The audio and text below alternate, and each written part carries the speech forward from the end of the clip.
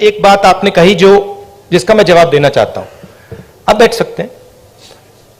ये कांग्रेस का press conference है, बीजेपी का नहीं है, आरएसएस का नहीं है। राहुल जी, समय की पाबंदी भी है। हाँ, नहीं, मगर मैंने पहले कहा किसी प्रेस कॉन्फ्रेंस में, और आपने मुझे पूछा कि राहुल गांधी में कोई बदलाव आया। एक बात मुझे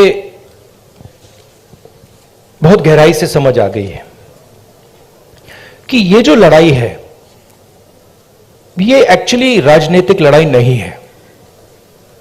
सुपरफिशियली ये राजनीतिक लड़ाई है। जब हम बीएसपी से लड़ते हैं या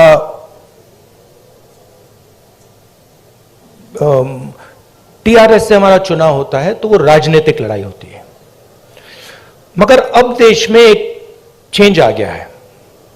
जब से आरएसएस ने इस देश की जो इंस्टीट्यूशंस हैं उनको पकड़ा है, उस दिन से ये लड़ाई राजनीतिक नहीं रही। इसका ये अब दूसरी लड़ाई हो गई है।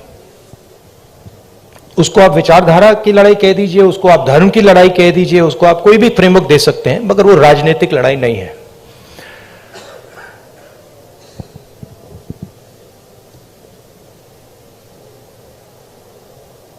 कांग्रेस पार्टी की अगर आप हिस्ट्री देखें, जो आपने कहा कार्यकर्ता में जोश आ गया है, यह तपस्या का संगठन है। इसको अगर आप तपस्या में लगाते हैं तो इसकी एनर्जी बढ़ती है। बीजेपी पूजा का संगठन है। उसको अगर आप पूजा में लगाएंगे उसमें स्ट्रेंथ आती है। अब बीजेपी, अब पूजा दो तरीके की होती है। धर्म की बात कर रहा हूं। पूजा नॉर्मली होती है कि भाई मैं भगवान के पास जाता हूं और मैं उनसे कुछ मांगता हूं। मगर इनिशिएटिव जो पूजा करता है उसका होता है। ठीक है। आरएसएस की पूजा अलग है। आरएसएस चाहता है कि फोर्सिबली उनकी पूजा हो। मोदी जी चाहते हैं, इसलिए वो आपसे नहीं मिलते हैं, कि फोर्सिबली उनकी पूजा हो और देश में सब लोग उनकी पूजा करें। उसका रिस्पॉन्स एक ही हो सकता है। उसका रिस्पॉन्स तपस्या ही हो सकता है और कोई रिस्पॉन्स नहीं हो सकता है। और इसीलिए ये जो यात्रा है ये बहुत सक्सेसफुल है, क्योंकि इसमें सिर्फ कांग्रेस पार्टी तपस्या नहीं कर रही है, सिर्फ एक व्यक्ति तपस्या नहीं कर रहा है। इसमें लाखों लोग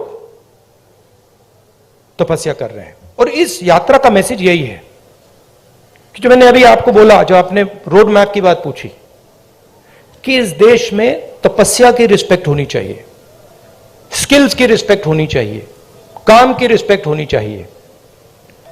कांग्रेस पार्टी ये कहती है, हिस्टोरिकली ये कहा है। और बीजेपी कहती है, आरएसएस कहती है कि नहीं भैया, तपस्या की कोई रिस्पेक्ट नहीं होनी चाहिए।